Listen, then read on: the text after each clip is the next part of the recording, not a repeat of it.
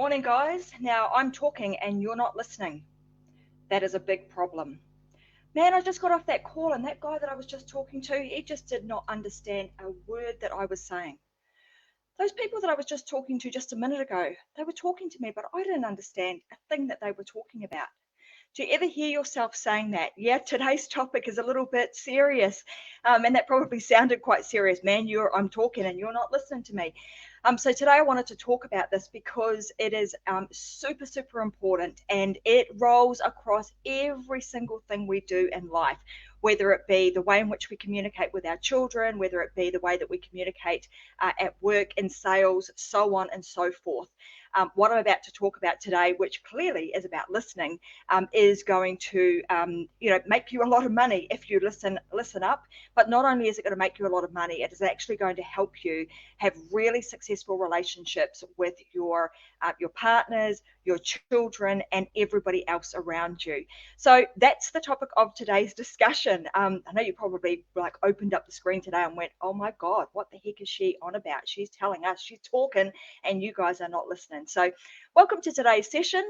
It's always light and breezy when you jump on these. We are streaming right now on Facebook and also YouTube, and you're probably listening to this too, potentially on a podcast. So welcome to today's Unlock Show. I'm Tracy Wilson, and it is my absolute pleasure to have you guys here with me today.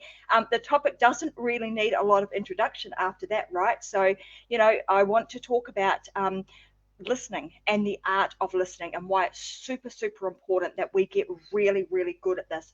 Before I jump into it all, I'm just going to click over here and just make sure that I can actually see you guys, that there's some people here actually watching today and listening to what I'm going to be talking about, and that you can actually communicate with me. So if you're watching on Facebook or elsewhere, you can actually type in the comment section. I'll actually see those, so I'll be able to communicate with you, and I will be listening. So I will make sure that I pay attention and I'm looking at the comments, and I will make sure that I am responding to you. So let's get stuck in. And like I said, this is a topic that is super important. I've been a sales coach for many, many years in my previous life as a sales coach and mentor inside of a very large organization. And I coached a lot of people to listen so that we could obviously make sales. And some of you are probably thinking, man, I don't even like doing sales.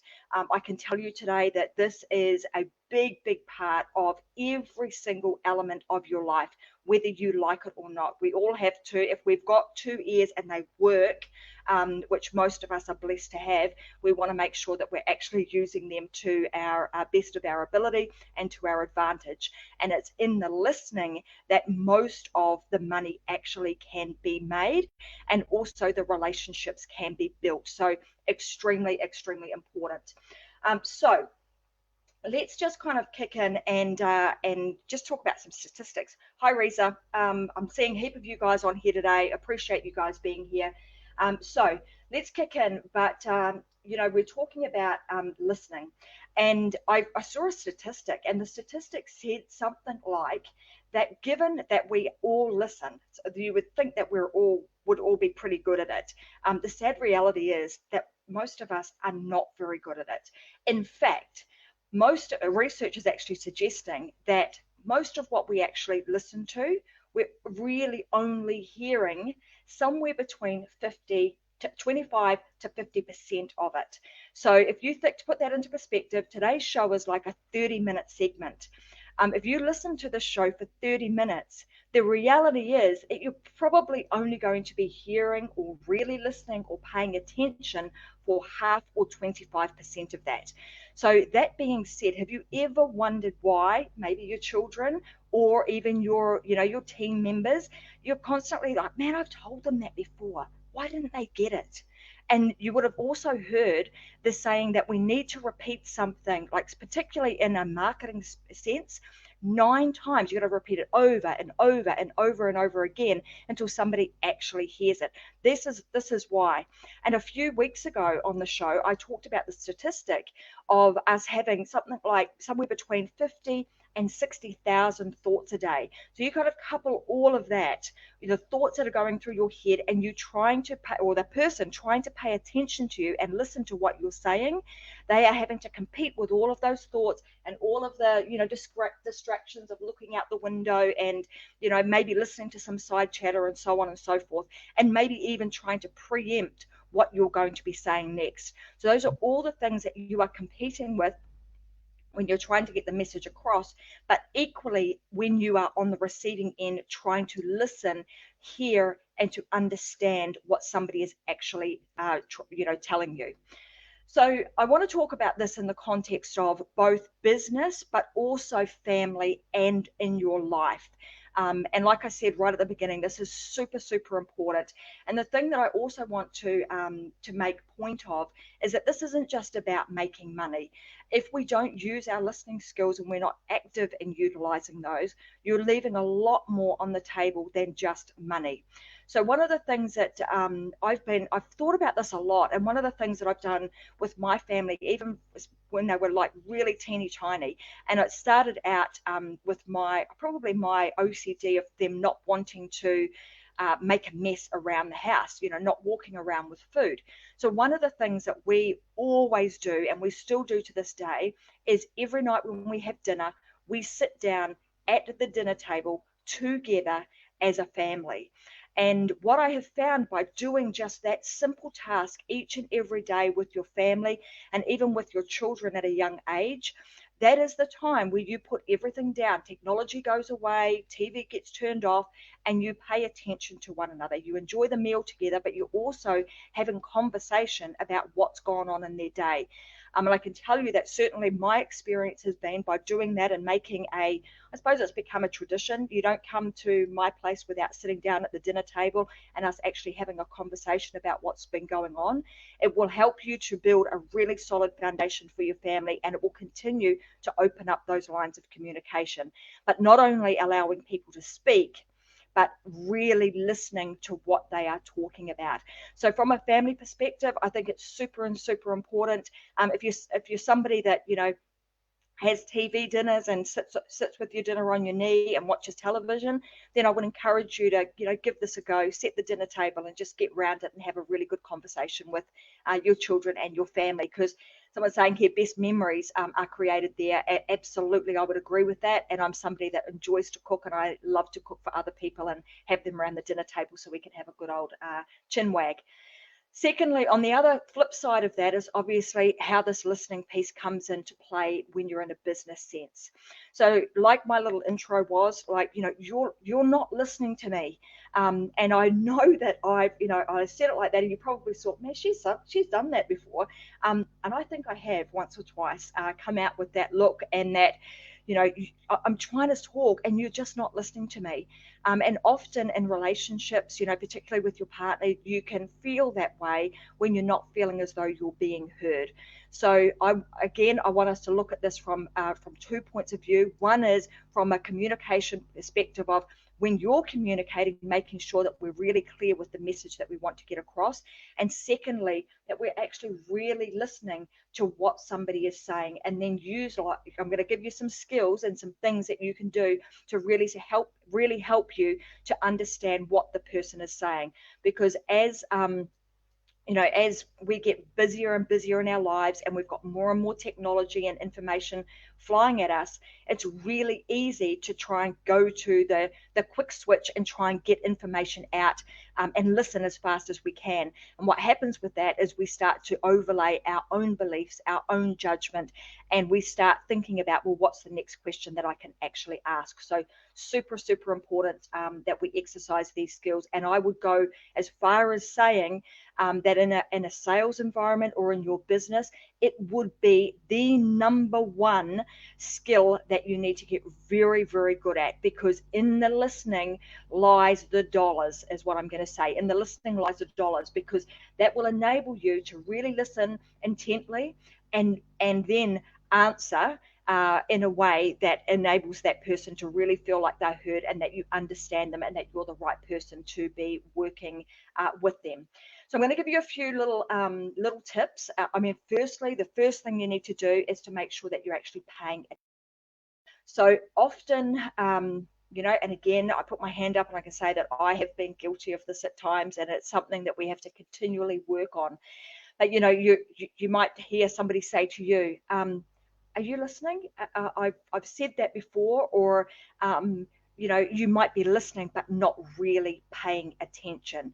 So to really listen and to hear what the person is saying, you need to make sure that you give them your undivided attention, that you are focused on them, that you are looking at them, that you are actually engaged in the conversation, and you are not trying to preempt what is the next thing I'm going to say and throw it into this conversation. I want to ask you this question too. Have you ever been with somebody who just does not stop talking?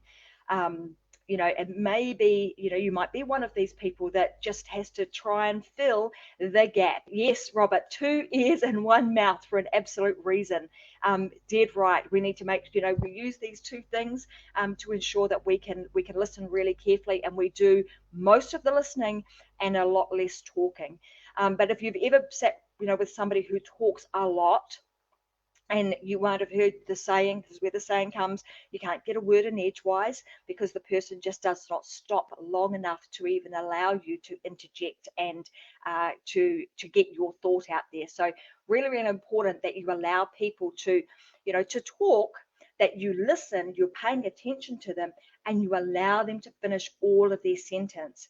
And I'm talking about this because, you know, I've been there, I've been guilty of this, and I've had to work on this really hard over the years, and had to coach people to the point where they understand that in any kind of conversation, you want to be listening the vast majority of the time, and you want to be speaking, you know, a lot less. And in a sales environment, we even go to the point of like 80-20, 90-10.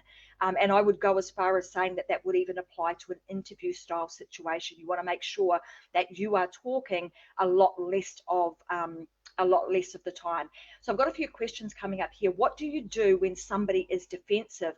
Well, I mean, it's really, really interesting question, that because often, you know, when we come to conversations, you come to the conversation with an intention. So whenever I'm going into anything, and sometimes you can be a little bit nervous about, you know, how is this conversation going to go, particularly if you're somebody who really doesn't like conflict. And there can be, you know, there are situations where conflict happens, right? So the first thing I do is make sure that I'm going into whatever that conversation is with the right intention and the right energy.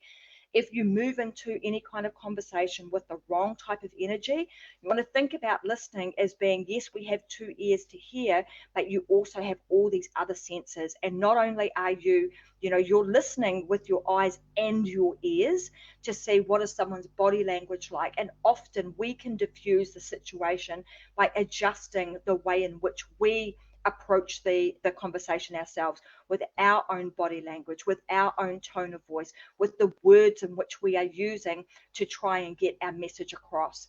And if we can allow that person to speak first, and you have this moment of, you kind of like got to put a big zip on it, put the zip on and say nothing to allow the person to get it off their chest, often that will also help to diffuse any, you know, hostile or defensive type situation, and not coming at it from a point of, you know, judgment of, I've got to get in, but you're saying this, but it's this, and I'm coming at it from a perspective of, I've got to have the last say or be right.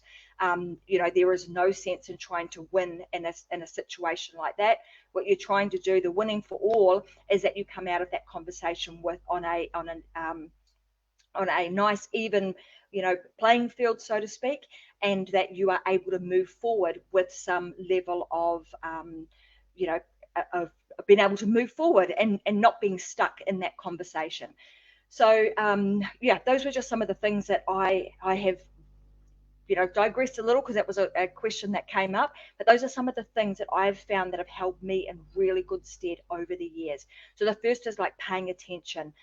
When you move into that conversation, you want to make sure that you pay attention. When you do that, often even that is enough to diffuse any type of hostile situation, or a point where somebody is, you know, is not necessarily vibing or driving at the same, you know, level that you are.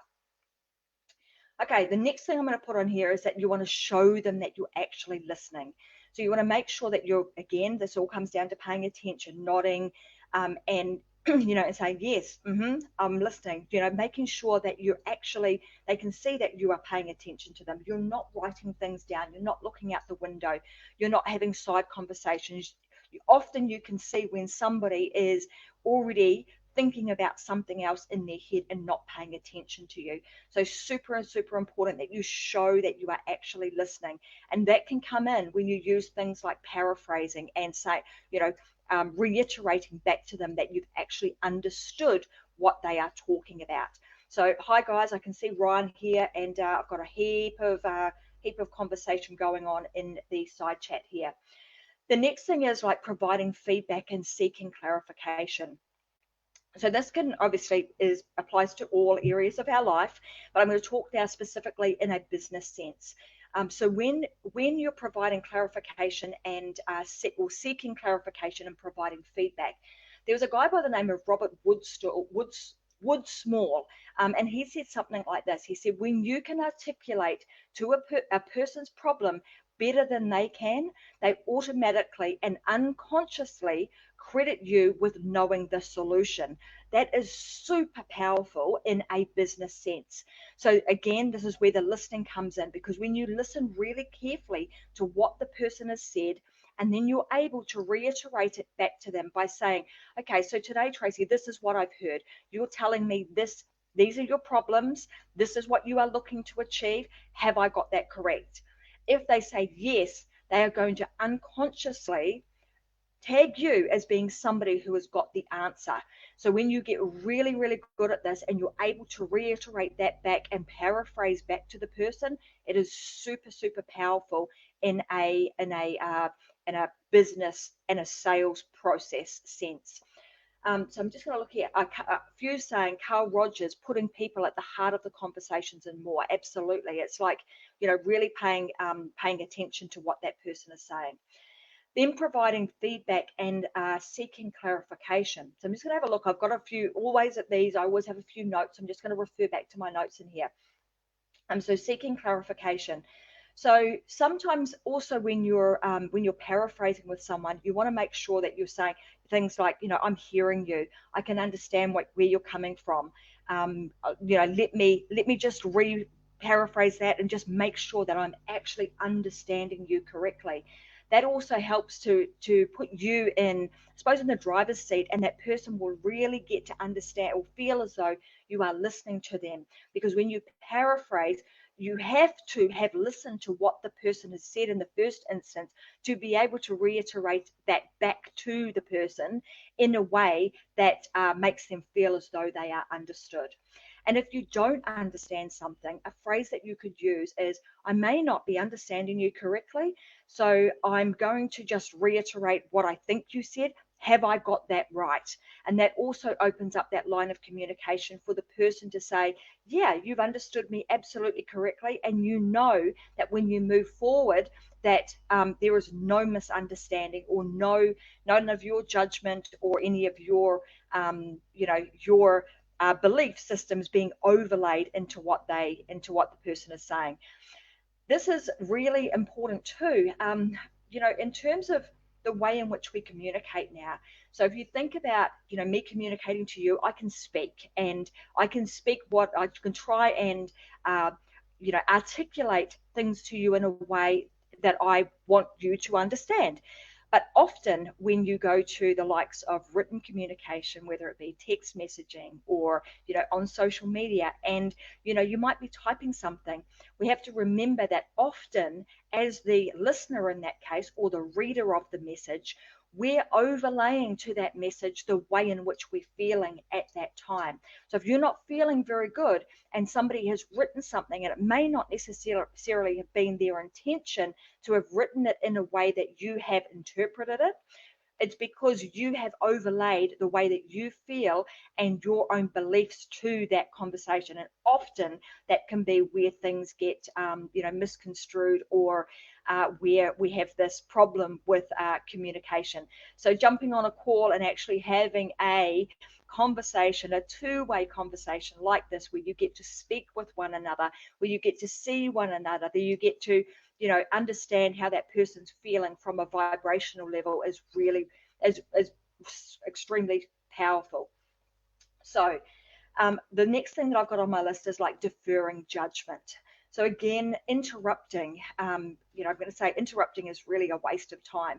So when somebody is trying to talk and they're trying to get a message out, when we interrupt them, we're actually not just interrupting their train of thought, or, even cutting them off, so that the message then limits our understanding. If we don't allow the person to finish their sentence and get out what they were trying to communicate to us, then often you won't have a full level of understanding of what they are also trying to talk about. So that is super, super important, that we don't interrupt. And that can often be hard, and it requires a lot of practice. But one of the things I would get you guys to do right now, I'm actually just want to go to the audience and ask you guys, like on a scale of 1 to 10, I know I ask this question a lot, but I'm just trying to rank yourself on a scale of 1 to 10 as far as how good your listening skills are. Where would you rank you? 1 being like you're not really very good at it, 10 being you are awesome at it, and you have, you constantly are looking at ways that you can improve your listening skills. So give me a gauge. Type to me in the chat section, and if you're watching this on YouTube or the podcast, give me a little give me some feedback and let me know how you're going. Because after the show, I'm going to give you a checklist, or a tips list really, that will help you to improve in this particular area. Awesome. I've got some people telling me that they're 8s. Some are telling me that they've got some work to do. So allowing the person to finish their sentence before you jump in and interrupt them, even with counter arguments. Again, sometimes it's really, we have this real need to want to get our words out and to share, what we want to get across, when in fact we want to make sure that we're really being quiet. Often the beauty is in the silence and in the quietness. And although on a show like this, we can't have those what we call pregnant pauses where I'm quiet for a long length of time. When you're in a conversation with someone, sometimes those are really good, because it allows room for new thoughts to come in, and room for the person to actually breathe, and to take in, a new piece of material that we want to share with one another. So we want to make sure that we are really, really exercising a good use of your listening. Good way to do this is sometimes just to sit down and you might even have like a little prompt that is like, okay, it's my turn to talk. In my culture, so I'm New Zealand Māori, and in our culture, when you're on we call a marae, so you go to a meeting place, and when the person is talking, we hand around a stick. All right, so it's a big a stick that we hand out, and that is the talk. Let's just call it the talking stick. That gives that person in that moment the opportunity to stand up and talk and speak about, to say their piece without being interrupted by anybody else. So it's being, exercising a level of respect, and and really, really listening to what that person is saying. So you might even want to, like in your family, you might want to get some little prompt. I mean, I've just got a highlighter here because it's on my desk right now, but a talking stick or something that says, hey, it's your time to speak, and I'm not going to interrupt you. I'm going to allow you to continue your conversation, and until it's complete, and then I will ask the next clarifying question. These skills will hold you in good stead in every area of your life. I can tell you, when you are interviewing somebody, even if you're going for an interview, that interviewer, more often than not, is trying to see whether or not you're listening to what they are saying. and have you listened to, information about their company? So it's super, super important, and it does go across so many areas of your life that it is not even funny. And when you get really good at this and you allow the time to be quiet and to really listen, you will be absolutely surprised at what you hear, and be prepared to hear, not just listen. I know as a mother, we get really, really good at, I'm going to say, tuning out, hear the white noise, but it's super important that we don't have that, tune out white noise on all the time. We need to remember, we get really good at this as females. We learned how to tune out to, the cries of children and all sorts of mom, can you help me with XYZ all the time. So it's important that we also remember when we need to switch our ears back on and ensure that we are actually listening. I'm going to wrap up very, very shortly, but I'm going to tell this little story because the other day my daughter-in-law and my granddaughter were here. My granddaughter was like 7 years old, and I'd sent her away. I said, Jada, can you go and get, it might have been my glasses or something like that. And her mum said to me, you've got to be really, really descriptive with what you want her to do. You've got to, like, she doesn't listen. She'll hear what you're, listen to what you're saying, but she's not really hearing. You've got to step out for her exactly what it is that you want her to do so that she understands and comes back with the right thing. So, I thought that was a great story, and it just reminded me when I was watching them. I was asking her for something, and then Mum jumped in and said, "You've got to be really descriptive." Well, that is the case with everything, and it doesn't stop at a 7-year-old. This is a two-way thing in terms of communication. It is us being able to communicate really well the messages that we want to get across, so that we give the person listening the best possible chance to hear what we are saying and do what we're wanting them to do. And secondly, we need to put our listening ears on, and not have them painted on. I know I've said that to my kids a few times. I don't know about you, but are your ears painted on? They're on there for a reason. You need to be listening. So we need to make sure that we are actually listening to the best of our ability, paying attention, leaving judgment aside, allowing the person to finish their sentences, and I can assure you, you're going to have much, much better communication, and you will see all the opportunities from a business sense that will be presented to you in a verbal format. Often it's what people are saying, and it's also what they are not saying that you need to be listening up for. So that being said, guys, I have enjoyed having you guys here.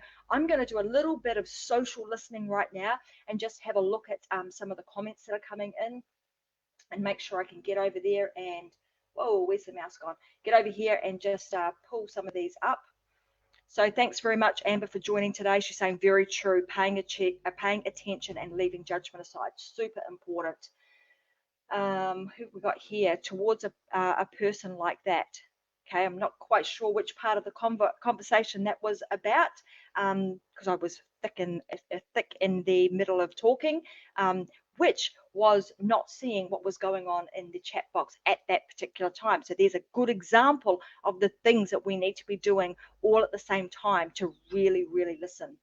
Who's this? What do we got here? My ex-husband made a big deal of that when I needed him to. Listen, I would touch his arm and say his name. He would give me 100%. If I didn't do that, all bets were off. Yeah, we learn to see and understand what are the ways that we can get people to listen to us.